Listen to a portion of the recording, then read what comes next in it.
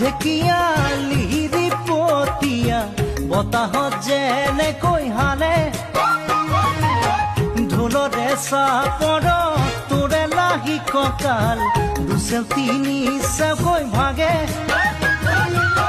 তোৰ দৰে নাচনি দেখি শ্ৰীকৃষ্ণই বাঁহী বজাইছিলে চাগে মোৰ মইনা ঐ বাঁহী